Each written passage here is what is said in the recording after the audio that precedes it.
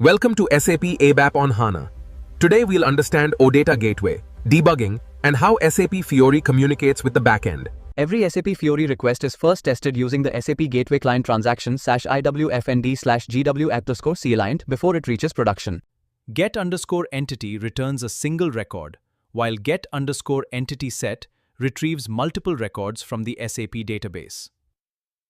Key values are read from IT_key_tab.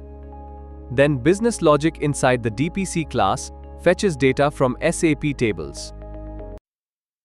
When debugging SAP Fiori applications, always use external breakpoints instead of session breakpoints.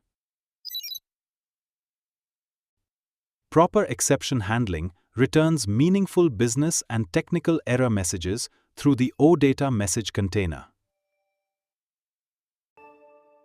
Understanding HTTP methods, metadata, payloads, and backend processing is essential for every SAP ABAP developer. Master system aliases, transport requests, and gateway error logs to solve real-time SAP production issues. Debugging is not just fixing bugs, it is understanding the complete request lifecycle, from Fiori to the SAP backend.